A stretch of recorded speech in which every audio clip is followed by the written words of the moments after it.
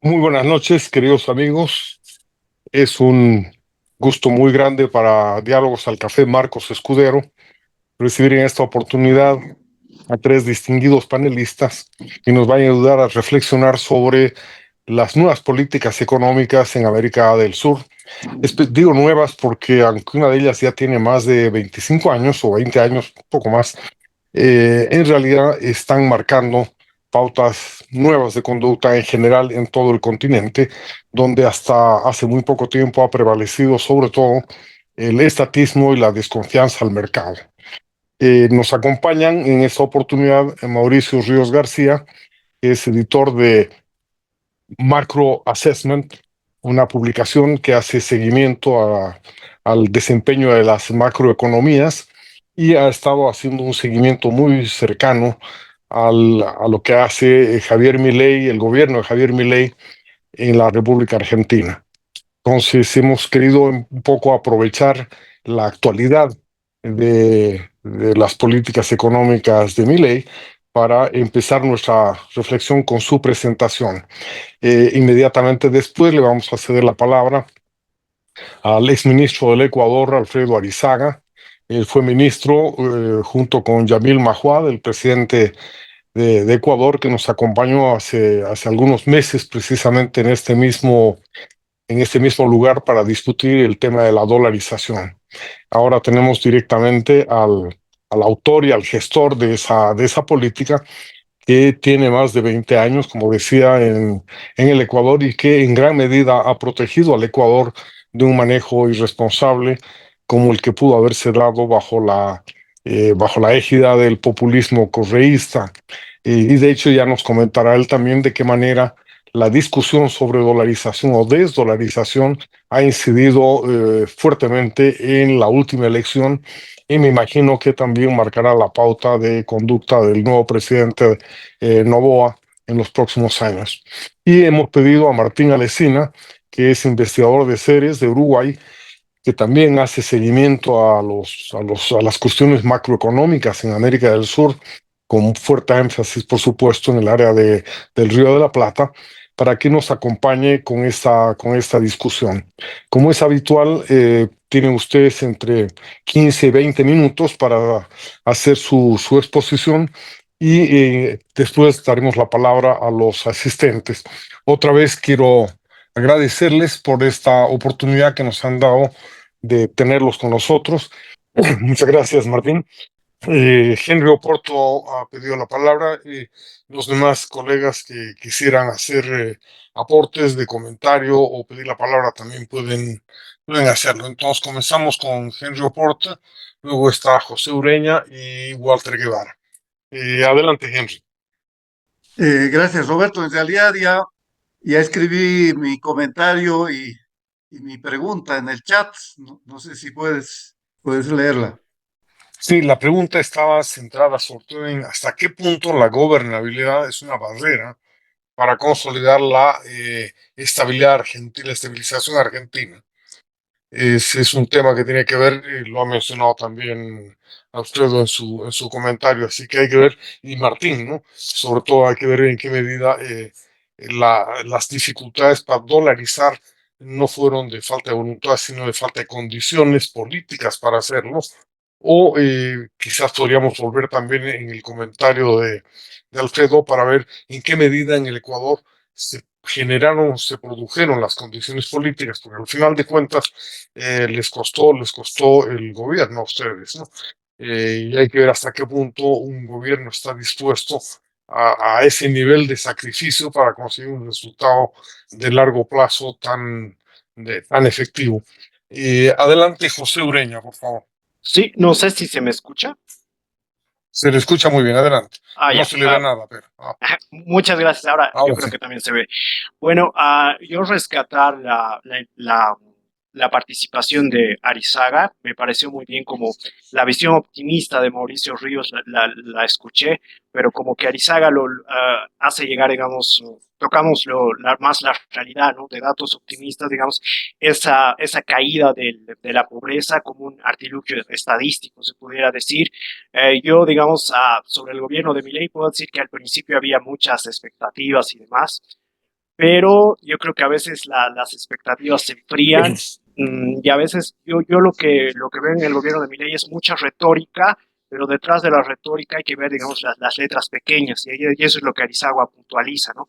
Que con el riesgo país actual en Argentina no se puede regresar a los mercados internacionales, que Milei le cambia de nombre a la oficina tributaria, pero según el mismo, según la derecha diario, ¿no? Que es uno de sus portadas, se puede decir, de los medios más financiados y reconocidos el aparato estatal de Milei, dice que la recaudación ha subido, ¿no? Y yo siempre voy a recordar lo que dice Kachanowski, las puntuaciones que le hace Kachanowski y demás, que hay que tomar digamos, con frialdad las expectativas y las apreciaciones que se hacen a veces de Milei. Se las infla un poco, yo diría, por las inclinaciones políticas que podemos tener, pero yo creo que hay que ver más, digamos, en el largo plazo hay que ver, digamos, si Milei consigue la reelección y si esa estabilización, digamos, va a durar en el tiempo, si digamos, esa política fiscal, digamos, como cuál fue la mejor herencia de Margaret Thatcher, decían Tony Blair, digamos, si el sucesor de Milei, incluso, digamos, la política fiscal, digamos, esa estabilidad fiscal se va a heredar en el mismo kirchnerismo y van a cambiar de ver y van a cambiar su forma de ver, digamos, el manejo de la economía y en el futuro el riesgo país va a disminuir y Argentina, digamos, va a llegar a la meta que se quiere, o digamos, se va a enfriar con el final, digamos, de este gobierno de Milei, va a entrar otro gobierno y se va a seguir en lo mismo, aumento del riesgo país, aumento de la deuda y los demás males de la economía argentina que han persistido durante siglos, ¿no? Yo rescataría mucho eso, el contraste, digamos, Mauricio Ríos lo presentó muy bien con los datos, pero Arizaga como que enfría, digamos, las cosas y le da un contrapeso a lo que se habló hoy día. Y agradezco, digamos, porque las dos intervenciones han sido muy provechosas y se saca mucho de esto. Gracias. Muchas gracias, José. Adelante, Perdón, Walter Roberto, Guevara. perdón, quería intervenir con la anuencia de Roberto por alusiones indirectas, sobre todo las del chat. Henry Perdón, Oporto, sí, Mauricio, les voy a dar la palabra después, no te preocupes. Van a tener los dos la oportunidad ok. de intervenir con más tiempo, no hay problema. Ya vamos a acumular un poquito para. Y les pido a todos que, por favor, y nuestra norma es 2, 3 minutos de comentarios y preguntas, ¿no? Adelante, Walter Guevara. Solo pregunta. El comentario sería que a mí, siendo totalmente ignorante en el tema económico, me pareció un milagro que Milei sea elegido y que pueda implementar un programa de estabilidad en un país populista, el primero de América Latina con el peronismo, como es Argentina. Otra cosa que me llama poderosamente la atención, en Ecuador, Correa, uno de los campeones del populismo irresponsable, cómo no ha revertido este asunto de la dolarización, siendo que el enemigo principal es el imperialismo, el dólar, etcétera, etcétera, ¿no? Quiero decir, obviamente es una obviedad inescapable que la economía no funciona en una burbuja aislada de lo político, ¿no?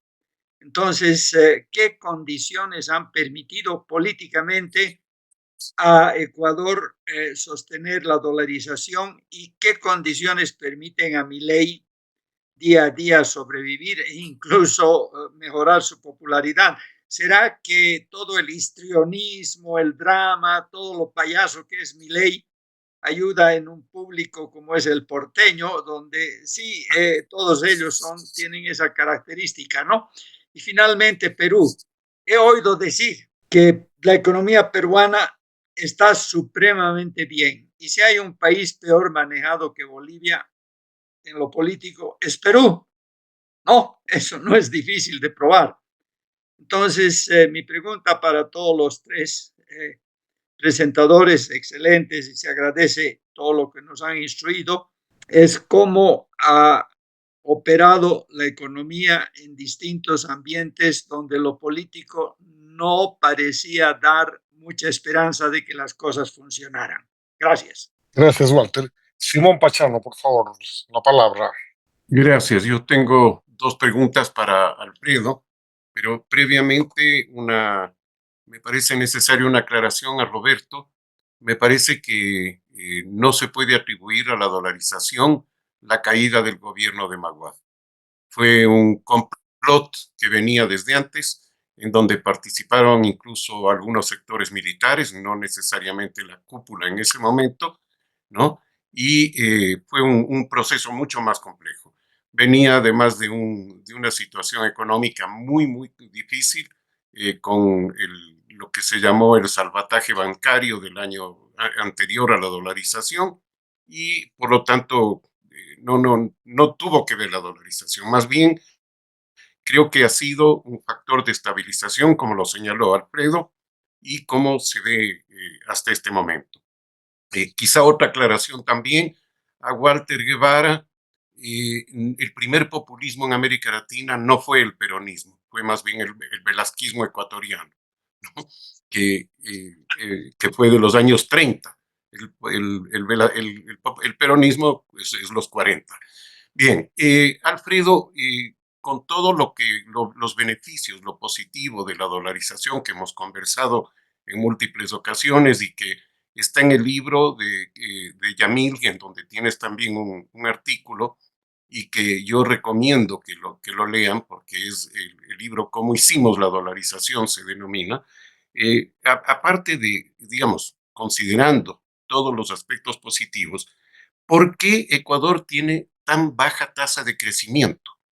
Si vemos el producto per cápita de los últimos 20 años, prácticamente no ha crecido el per cápita, ¿no? El Producto Bruto sí, pero el per cápita no, pero el bruto en sí mismo tenemos tasas de 2-3% en los mejores momentos. Entonces, ese es uno. Segundo, ¿por qué junto a eso tenemos tan altas tasas de interés?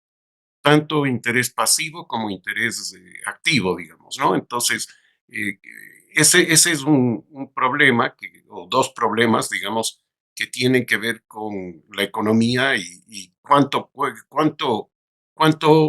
se debe eso a la dolarización y cuánto afecta. Y como Alfredo maneja también la cosa política, él va a responder a Walter Guevara sobre el por qué Correa no desdolarizó, ¿no? Que es un tema que lo hemos hablado en algún otro momento en este mismo foro. Gracias. Gracias, Simón. Pedro Andrés Badrán, por favor, enciende tu micrófono y tu pantalla. Adelante. Buenas noches a todos. Realmente qué buen espacio nos ha tocado ahora en el Diálogos de Marcos Escudero. Más que una pregunta, dejar simplemente un comentario acerca de las impresiones que nos han dejado estas exposiciones. Considero que lo que procura hacer Mauricio es resaltar la difícil tarea que era estabilizar a Argentina. No, o sea, era muy difícil, las condiciones no estaban para nada dadas y todo termina siendo sorprendente, más allá de los pormenores y de los matices y de toda la gama de grises que se pueda comentar al respecto. No se podía concebir algo predecible que ganara Milei. Y luego cuando gana, tampoco se consideraba muy predecible que pudiera perdurar en el gobierno, con todo el aparato del peronismo en las calles, con todas las protestas todos los días. Tampoco se concebía posible que pudiera implementar parte de su plan económico, porque tampoco tenían la mayoría correlativa en el Congreso. Entonces, más allá de los datos estadísticos que nos presenta muy bien Mauricio, creo que es importante destacar la parte política que ha logrado Milei, de poder construir ciertos consensos en un Congreso donde no tiene una relativa mayoría, viniendo además de una fuerza política no tradicional, no esperable de esos políticos de garra, de vieja escuela, que saben desempeñarse y moverse entre los pasadizos del Parlamento y saben escurrirse para luego construir consensos. Definitivamente nadie se esperaba la capacidad que ha tenido Milei de poder implementar sus planes de gobierno. En la medida en que los haya podido implementar, al 10%, al 50%, al 80%, creo que nadie tenía la mínima esperanza de que pudiera durar 6 meses. y completa el año con números positivos. Evidentemente no es, pues, faltará mucho, evidentemente faltará muchísimo y se podrá matizar muchas cosas sobre si es la pobreza de verdad, que si la pobreza se la puede medir de este otro modo. Correcto, ¿no? Hay cifras hay para probar absolutamente todo. Pero creo que lo destacable en el caso de Milei es que nos ha sorprendido a propios y extraños, a los que éramos fan de Milei antes de que llegue a la presidencia y a los detractores también los tiene completa y absolutamente sorprendidos. No le daban 6 meses de continuidad en el gobierno, termina el año con la popularidad hacia arriba. Creo que eso es bastante destacable desde lo que yo pudiera aportar, que es un análisis más politológico que económico. Gracias. Muchas gracias, Pedro. Ahora sí, Mauricio, tienes la palabra. Sí, gracias. Bueno, muchas gracias, Pedro, por adelantarte, porque yo me iba a extender y voy a ser simplemente breve. Bueno, simplemente, yo creo que estamos en un ambiente muy cordial, entre amigos, con invitados muy importantes acá, y hay que destacar la predisposición de dedicarle tiempo a algo sumamente importante y de lo cual vamos a poder extraer muchas y muy buenas lecciones.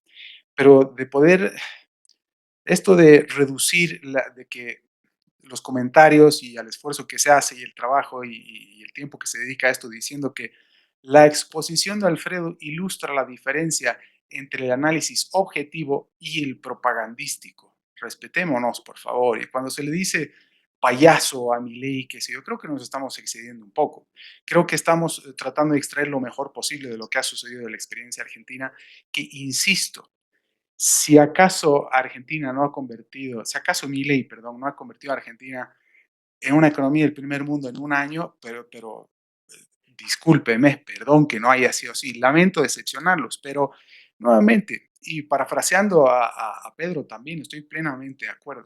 No porque mi ley no haya reducido a cero la inflación en tan poco tiempo, no va a haber dejado de tener éxito, pero por favor, es decir, lo que ha sucedido en Argentina es extraordinario en todo ámbito. Sí, hay errores, se podían haber hecho cosas mucho mejores, sí. Yo hubiera preferido que se implemente la dolarización como se pensaba en un principio, sí, efectivamente. Pero haber reducido, haber hecho un ajuste fiscal del 30% del Producto Interno Bruto, reduciendo efectivamente la pobreza, reduciendo la inflación, haciendo impacto y justamente explicando de esa manera el solo hecho de que haya bajado la inflación de manera sistemática, sostenida hasta el día de hoy, por supuesto que va a impactar positivamente en la reducción de pobreza, por favor, pero por donde se lo vea, y entre varias otras cosas más. Es decir, e insisto, como muy bien decía Pedro, también inicialmente se pensaba que Milei ni siquiera se iba a presentar a elecciones y que iba a hacer un papelón. Luego que iba a perder en primera vuelta, luego que no iba a ganar primera vuelta, luego que no iba a poder gobernar más de una semana, que no iba a poder hacer el ajuste, que no iba a poder levantar el cepo y así sucesivamente. Es decir, ¿dónde más le vamos a mirar a Milei? ¿Cuáles defectos más le vamos a encontrar? Nos vamos a seguir concentrando también en su pelaje, en su histrionismo, en su manera de hablar. Creo que eso excede el mensaje. Es decir, sí, es anecdótico, lo que ustedes quieran. Y las anécdotas que podría contarles yo de todo el tiempo que hemos compartido con él y su hermana mientras estuvieron en Bolivia, porque hemos estado juntos varios días y paseando el país. Pero no importa, no es eso lo importante. Para mí, en el caso de Bolivia, necesitamos dolarizar. No necesitamos hacer, no necesitamos seguir el camino de la revaluación de la moneda nacional como en Argentina, porque es altísimamente peligroso. Ya sea de manera ordenada o desordenada, la dolarización es altísimamente superior en todo ámbito y lo demuestra nada menos que el Ecuador. A Bolivia también le salió bien la revaluación del boliviano en el 85, pero porque tuvo la fortuna, porque existe la posibilidad de hacer reformas estructurales del ámbito real de la economía y no solamente del ámbito financiero, monetario, cambiario, etcétera, mediante decreto supremo. Mi ley no lo puede hacer por decreto supremo, necesita una ley, como dije en un principio. Hay mucho por hacer, existen riesgos todavía, pero insisto en decir, y con esto cierro, lo que ha hecho Milei hasta aquí es extraordinario y más de un analista político debería estar estudiando más que simplemente denostando a Milei solamente por cómo se no peina, ¿ok? Entonces, insisto, les agradezco enormemente los comentarios, está muy bien, pero por favor, respetémonos un poco, por favor, les agradezco. Gracias, Mauricio. Alfredo Arizaga tiene nuevamente la palabra. Muchas gracias. Vamos con algunos de los temas que se han planteado. ¿Cuáles son las condiciones políticas para dolarizar? Mauricio lo ha topado. Depende de el arreglo constitucional en cada país. En el caso de Ecuador, el presidente Mauad organizó un grupo multidisciplinario para que podamos primero evaluar la posibilidad de dolarizar, segundo la conveniencia, porque había una propuesta, casi un eslogan, sin mucha profundidad, impulsada por un grupo de empresarios de Guayaquil, pero creo que nadie se había detenido a pensar cómo se podía dolarizar sin violar la Constitución, por ejemplo, que es algo que Mauricio está mencionando. Entonces, hubo unos abogados que evaluaban ese tema, los economistas hacíamos otra cosa y así. Y creo que eso es un trabajo necesario en cada uno de los países y la normativa es distinta. Entonces, yo le he escuchado a Yamil Mawad decir algo que me suena muy acertado. Cualquier tipo de política económica necesita de tres patas para que pueda permanecer en el tiempo de manera exitosa. La una es que sea técnicamente viable. La segunda es que exista un arreglo político que permita poner en práctica esta política. Y la tercera, ya el proceso de oficialmente adoptar el dólar fue mucho menos traumático que el que atravesaron en esa misma época algunos países europeos cuando adoptaron el euro. Fue más fácil dolarizar en Ecuador que adoptar el euro en Italia, para ponerles un ejemplo casi caricaturesco. Luego, ¿por qué Correa no ha podido revertir la dolarización? Porque sencillamente la dolarización es más popular que Correa. 90% de la población en Ecuador no quiere que volvamos a una moneda propia. Una parte importante de la población critica el tipo de cambio al cual dolarizamos. Y al no tener una formación técnica en economía, una buena parte de la población cree que la pérdida de valor que tuvieron en sus ahorros en sucres, en la moneda local, es consecuencia de la dolarización, cuando más bien es consecuencia del proceso previo a la dolarización, cuando el tipo de cambio se incrementaba en forma desmedida y la dolarización puso freno a esto. Pero bueno, educar a la población es muy difícil y eso los cientistas políticos lo conocen a la perfección. Lo importante es que incluso con un presidente tan demagogo e irresponsable como Correa, la dolarización no se terminó porque la mayor parte de la ciudadanía quiere que el dólar permanezca. Y no hay un arreglo jurídico, ni siquiera llevando esto a una norma constitucional que pueda garantizar que la dolarización se mantendrá hacia adelante. Solo la opinión pública dependerá de la estabilidad de la dolarización. Ahora, Simón preguntaba por qué Ecuador tiene un crecimiento económico tan bajo. Bueno, porque durante estos 25 años de dolarización, más de la mitad estuvo gobernado por un tipo como Correa, que tenía la peor mezcla de políticas públicas que se puede tener para impulsar crecimiento económico. Sin embargo, de lo cual Si comparamos los indicadores de ingreso por habitante de Colombia, Perú y Ecuador, Colombia, un caso de un país que teóricamente maneja con éxito moneda propia. Perú, un país que ha hecho un gran esfuerzo por mantener la estabilidad de su economía, y Ecuador dolarizado.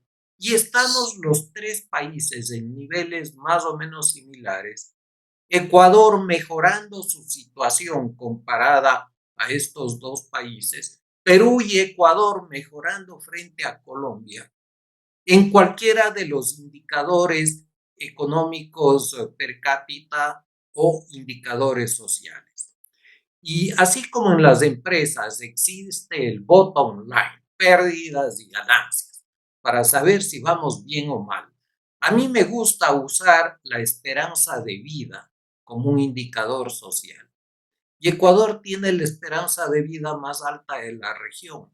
No ha de ser que la pobreza es más extrema en Ecuador y que la gente viva más. Debe haber algo en las condiciones de vida de Ecuador para que la gente viva más que en otros países de la región. A veces somos innecesariamente agrios en la crítica sobre nuestros propios países no estoy en esto confrontando con Simón, sino que creo que es poco el reconocimiento o la defensa que se hace sobre los méritos que estamos teniendo en la experiencia o en la situación de un país. Y en este sentido, lamento, Mauricio, si es que fui demasiado crítico con la gestión de Milei. No es mi intención. Yo creo que Milei es un fenómeno político muy interesante y ojalá sirva de ejemplo a otros actores en la región. Pero creo que para que pueda ser un ejemplo realmente valioso, tiene que ser exitoso. Y para que sea exitoso, tenemos que reconocer que todavía es muy temprano para cantar victoria y que falta mucho camino por recorrer. Luego, Simón, ¿por qué la tasa de interés es tan alta en Ecuador? A ver, veamos. El riesgo país en Colombia, en Perú, está en el orden de 300 puntos básicos. En Ecuador estuvo en 1.800 puntos básicos hasta hace 15 días. O sea, que el gobierno tenga que pagar 18 más la tasa del tesoro, 22% de tasa de interés, y que una empresa de las más prestigiosas en Ecuador obtenga financiamiento al 7 o al 8% es un milagro. O sea, estos pensábamos antes de la dolarización que era imposible. ¿Cómo una empresa obtiene al 7 o al 8% si el gobierno tendría que salir a pagar 21 o 22%? Cuando usamos la tarjeta de crédito en Ecuador, tenemos una tasa de interés del 16-17%. En Estados Unidos tienen el 25%. Cuando obtenemos un financiamiento para un vehículo en el Ecuador, pagamos el 15%. En Chile, que es un modelo de la región, pagan entre el 18 y el 24%. Entonces, la tasa de interés en Ecuador es alta, pero es mucho más baja que lo que debería ser con ese nivel de riesgo país y es más baja que en determinados segmentos o productos en distintos países. Le haría mucho bien al Ecuador que la tasa de interés se reduzca, sin duda. Podría mejorar condiciones de vida y podría incentivar el crecimiento económico. Para poder conseguirlo, tenemos que generar un mayor grado de confianza. Y yo estoy seguro que con un gobierno políticamente estable, como el que creo que estamos inaugurando ahora, y que no haga muchas cosas, pero que sencillamente genere un poco más de certezas sobre la estabilidad de las normas hacia adelante, vamos a tener un verdadero ejemplo de los beneficios que puede producir la dolarización. Porque hasta ahora la dolarización ha funcionado en un contexto, en un entorno tremendamente hostil hacia lo que se requiere para crecimiento económico y mejora de condiciones de vida de la población. Y yo quisiera terminar con algo que Mauricio mencionó, y es, ¿qué pasa si es que Bolivia busca estabilizar su situación económica a través de la dolarización? Hace 25 años yo no era un abogado, no, yo no era un evangelista de la dolarización. Con el paso del tiempo me he ido decepcionando de los países que se presentan como grandes ejemplos de buen manejo de Banco Central independiente y moneda propia. Me he decepcionado de Chile, me he decepcionado de Brasil y me he decepcionado de Colombia.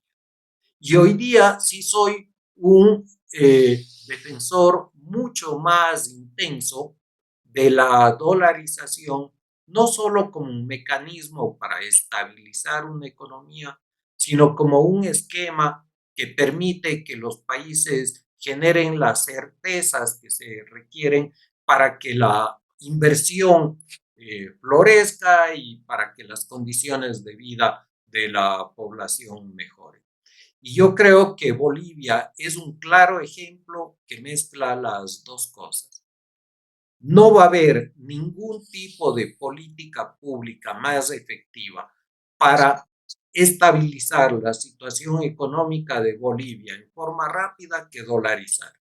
Y no creo que haya ningún tipo de política pública que sea más efectiva para generar certeza hacia adelante que le permita a Bolivia atraer inversión y mejorar las condiciones de vida de la población.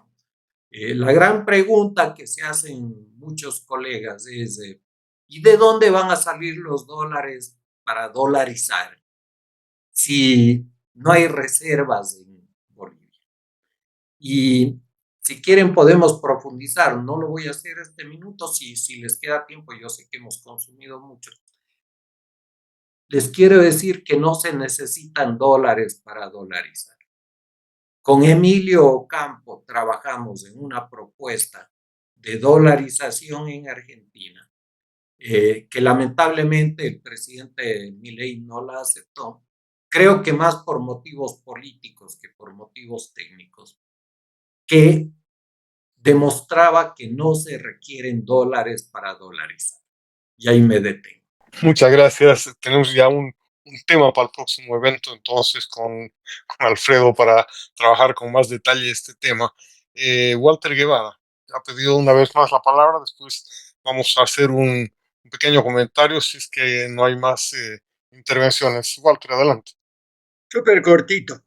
Creo que un ecuatoriano se copió de Arquímedes, que dijo, denme un punto de apoyo y moveré el universo. Creo que Velasco Ibarra dijo, denme un balcón y ganaré una elección. Gracias por corregirme, Simón. Es verdad que ese populismo fue anterior al peronismo, pero creo que también fue superior en muchos sentidos. Bueno, no siento que deba disculparme de haber sido factual y objetivo como lo haría respecto a Donald Trump. Es decir, hay políticos cuyos gestos de payasos les ayudan a ganar popularidad. Son gente que tiene una estimación cínica del electorado y lamentablemente no se equivocan. La mitad del electorado de la democracia más antigua de los tiempos modernos ha votado por Donald Trump y creen todas las cosas que dice ese payaso. Ahora, me parece que Milei, cuando saca una motosierra, no es un político tradicional, no es un político elegante, no es un político políticamente correcto. Está haciendo payasadas que gustan al porteño, sino a todo el argentino. Y a mí me parece milagroso. No soy quien pueda evaluar sus éxitos económicos, pero políticamente a mí me parece que muy difícil decir que le está yendo mal. Me parece un milagro y me parece que las herramientas que él utiliza para generar apoyo y no caerse le están funcionando. Otra cosa es que alguien como yo piense que esas herramientas, digamos, exceden el comportamiento de alguien que esté vestido de etiqueta. Así que no siento que me deba disculpar, pero no me molesto en absoluto de que me llamen la atención. Gracias, Walter.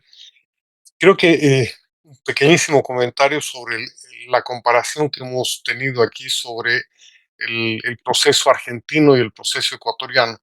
En ambos casos es notable que estemos hablando de cómo se han alcanzado ciertos éxitos más o menos grandes, más o menos pequeños, a pesar de, ¿no? En el caso argentino, a pesar de una cultura política fuertemente arraigada en el estatismo, el movimiento de masas y el populismo que se había insertado en la Argentina por casi 70 años, hasta arrastrarla al nivel que había llegado, ¿no?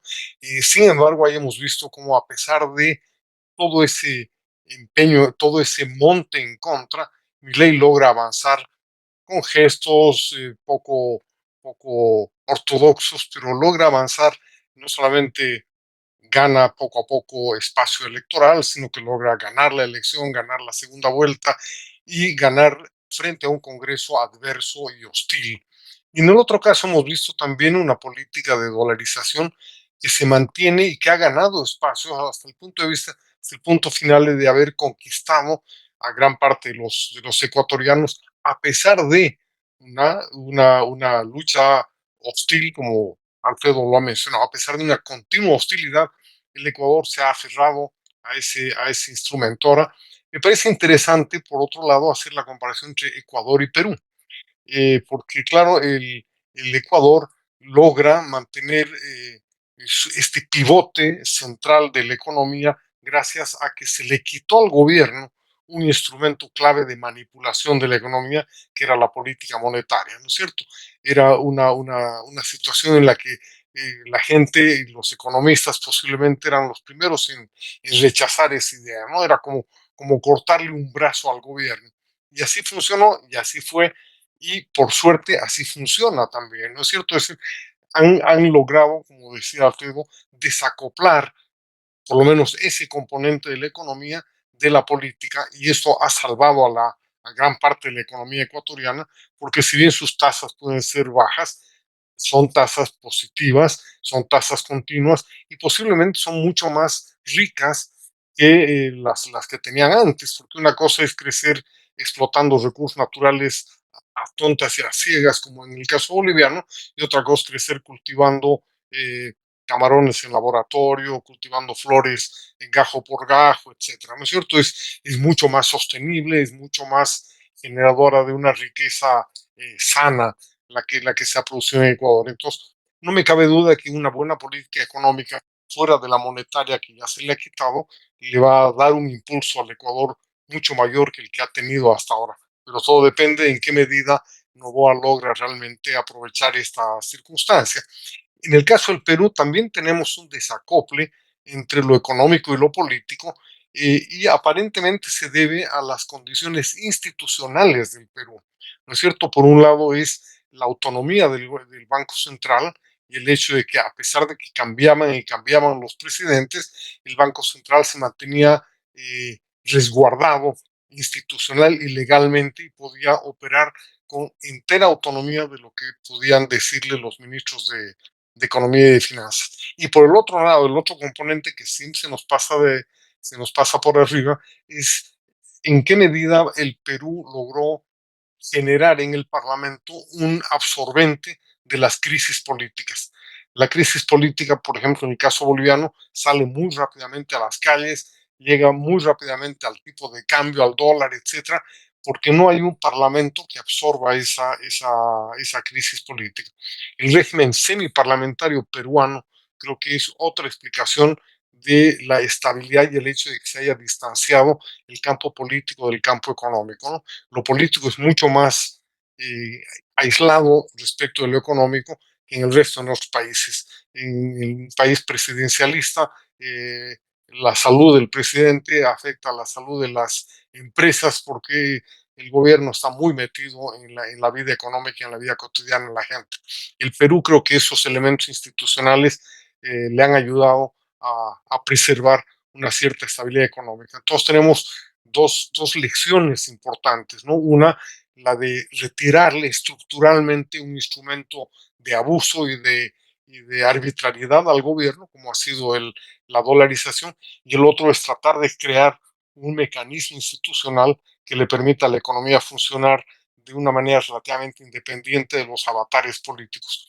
Con este último comentario quisiera cederles nuevamente la palabra a nuestros tres invitados. Comenzamos ahora por Martín Alesina, luego seguiríamos con Alfredo Arizaga y les damos la última palabra a Mauricio Ríos. Por favor, Martín, te agradecería hacer un comentario final y por supuesto tu despedida también, y te agradezco muchísimo el que hayas aceptado venir estando saliendo de una cirugía, de una convalecencia delicada. Gracias, Martín. Adelante. No, por favor, gracias a ustedes por la invitación. Y bueno, nada, como resumen, quedarnos con las cosas buenas que está haciendo el gobierno de Milei. Como les decía, la importancia de acelerar reformas pro crecimiento, ya sea el trabajo que se está haciendo a nivel de regularización, como el trabajo para poder generar una mayor inversión privada. La evidencia empírica muestra cómo no hay otro secreto u otro camino que acelerando la inversión privada para poder acelerar el crecimiento, y eso es la base para poder generar mayor empleo y mayor bienestar social. Así que quedarnos con eso y con los números positivos que está mostrando a nivel de actividad económica en este 2025, después de 10 años de un crecimiento nulo. Y bueno, y reformar un poco esa idea de lo bueno que se está haciendo y de los pasos necesarios para poder alcanzar el nivel de estabilidad que Argentina necesita, como decía, un nivel político de apoyo mayor, además, a pesar de que ha logrado cosas muy buenas con la poca representación parlamentaria, que eso después le permite ir dando los siguientes pasos. Pero nada, quedarnos con esas cosas buenas y siempre monitoreando a la Argentina, porque si algo tiene es que no nos aburre, porque cada día tiene una noticia nueva. Así que bueno, muchas gracias por la invitación y bueno, buen fin de semana para todos. Gracias, Martín, muy amable. Le doy la palabra ahora entonces a Alfredo Arizaga y quisiera que nos adelante una pista nada más sobre por qué es posible dolarizar sin dólares. Me imagino que parte del secreto es tener un sistema financiero amplio, sólido, consistente y una población muy bancarizada, pero supongo que podemos dedicarle a este tema otra sesión de diálogo y solamente quería pedirle una pista que nos ayudara y nos diera una orientación y nos sacara de la curiosidad que nos ha provocado. Adelante, Alfredo. En primer lugar, Roberto, agradecerte mucho por la invitación a este foro muy interesante. Cuenten conmigo en el futuro si quieren profundizar algunos temas, como puede ser la propuesta de dolarización para Bolivia. Mi única sugerencia es no crean en la propuesta de la dolarización endógena. Eso es una ilusión, es casi un engaño, es algo parecido a lo que vivió Venezuela hace un poco más de un año y medio, cuando creían que porque la gente empezaba a usar dólares para sus transacciones, el país se estaba dolarizando. Lo único que hace la dolarización es quitarle al Banco Central la facultad de emitir dinero y a través de emitir dinero afectar las condiciones de vida de la población. El sueño de todo economista es ocupar ese cargo, ese puesto público que tiene mucho más impacto en cómo la gente vive que el propio presidente de la República, y no es un funcionario electo, sino designado. Incluso en países como Estados Unidos y Europa, hemos vivido en los últimos años tremendas consecuencias negativas en la población por decisiones inapropiadas de funcionarios del Banco Central. Las tasas de inflación elevadas en Europa y en Estados Unidos han dañado considerablemente las condiciones de vida de buena parte de la población. ¿Por qué se puede dolarizar sin tener dólares? Esto lo podemos conversar extensamente cuando ustedes quieran, pero la dolarización es en el 90% un asiento contable y en el 10% un canje de la moneda local por dólares físicos en billetes o monedas. Algunos economistas creen que hay que canjear M2, están profundamente equivocados. Otros creen que hay que canjear M1, están profundamente equivocados. Y estoy usando unos términos económicos, yo sé que muchos de ustedes no son, pero lo único que habría que canjear son los billetes y monedas emitidos en la denominación local, en pesos, en sucres, en nuestro caso. Eso es lo único que habría que retirar del mercado y entregarles cualquier moneda. El dólar no es mágico, podrían ser euros o podría ser, si es que ya creemos que la moneda peruana, que ha sido durante 15 años la moneda más estable del mundo, si creemos en esa moneda, podríamos entregarles eso. ¿Qué necesitamos garantizar? Que no se vaya a financiar con emisión de moneda local el déficit fiscal. Ahí está la magia, no es otra cosa.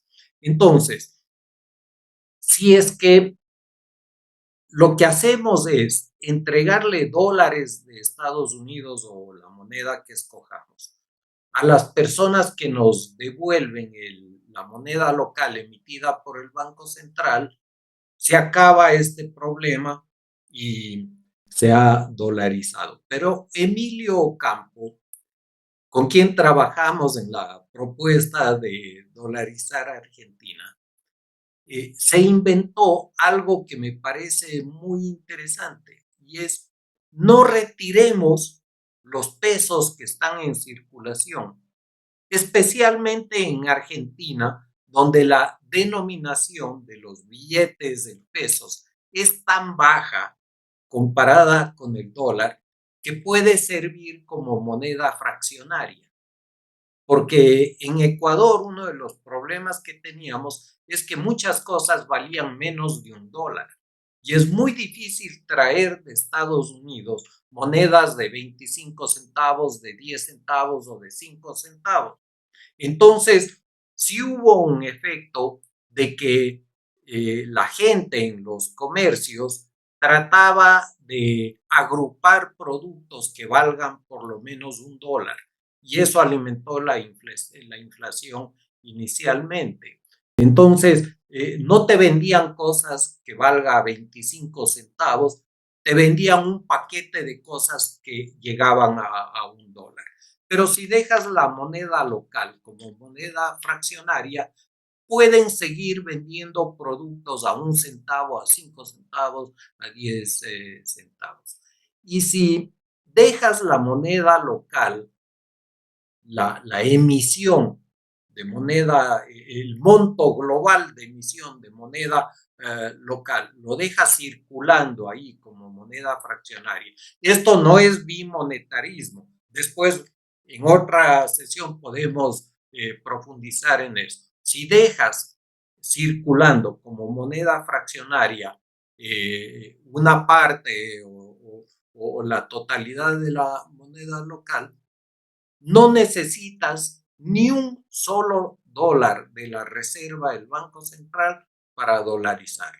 Dolarizas durante un fin de semana a través de una disposición legal que diga: instituciones financieras transformen a este tipo de cambio transformen en dólares los depósitos y los créditos que tienen en sus balances. Nada más. Está sin micrófono, Roberto. Sí, sí, estaba igual de pasmado que todos con esa última afirmación, que vuelvo a insistir, nos abre la posibilidad de hacer un encuentro para discutir opciones de dolarización versus bimonetarismo. Ese es uno de los temas que seguramente va a sonar muy fuertemente en la campaña que estamos iniciando en Bolivia, que va a ser una campaña sin duda centrada en el manejo de la crisis económica y en el ajuste que va a haber que realizar en los próximos meses. Así que hemos llegado prácticamente al final de esto. No Roberto, sé si... Roberto, Roberto, quería Dale, una, intervenir, Simón. me tocaba al final Dale, para no, cerrar, dale, por favor. Simón. una Sí, cosita sí, nada dale, más Simón, y de antes. ahí Mauricio. Adelante. Solo es un apunte. Si es que se hace una nueva reunión sobre este tema, yo sugeriría que se invite a Emilio Campo. Él estuvo Claro, en la reunión en que estuvo, en el café que estuvo Yamil Maguad. Entonces él ya conoce correcto, incluso este grupo. Eso nada más. exacto. Sí, no, perfecto. Gracias, Simón. Como siempre, tu aporte como parte del grupo Marcos Escudero es bienvenido.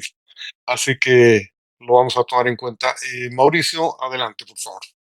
Sí, muy rápidamente. Don Alfredo, no, por favor, mi intervención anterior no fue por sus comentarios en absoluto. Por favor, más bien aprovecho para decir que estoy plenamente de acuerdo con usted respecto de todo lo que ha dicho. Falta mucho por verse todavía en Argentina, aunque no hubiera sido poco ya lo que hubiera hecho Javier Milei. Plenamente de acuerdo. Y mi comentario iba más concretamente al comentario que hizo concretamente Henry Oporto en el chat, que calificó mi análisis como propagandístico. Y lamentablemente es algo que puedo aceptar, simplemente. Y respecto de esto de que no se necesitan dólares en la economía, sí, muchas veces, porque es algo que yo propongo también, me han dicho, ¿cómo vas a plantear la dolarización de la economía de Bolivia si no tienes reservas? Pues justamente, curiosamente, si tuviéramos reservas no necesitaríamos dolarizar la economía, precisamente. Y para sintetizar, me doy la libertad de hacerlo, don Alfredo, todo lo que dijo, no se necesitan, la dolarización exitosa de una economía no depende de la cantidad absoluta de dólares que tenga, sino de su poder adquisitivo, que es un análisis muy distinto del cuantitativo que puede haber. Básicamente eso. Así que si Bolivia quisiera dolarizar hoy mismo, podría hacerlo y sin sobresalto alguno. En fin, aprovecho esta última intervención para mandarles un saludo. Ha sido muy agradable haber podido asistir. Muchas gracias, Roberto, por tu invitación. Encantado, don Alfredo, haber podido conocerlo, aunque sea virtualmente. Un saludo a todos los amigos y pues que tengan un excelente fin de semana. Otra vez, muchas gracias a todos. Este ha sido una sesión más del Diálogos al Café, Marcos Escudero. Espero que podamos encontrarnos nuevamente y les agradezco enormemente a Mauricio Ríos, a Alfredo Arizaga y a Alejandro Alesina. Un abrazo muy grande para todos ustedes y nos vemos el próximo viernes.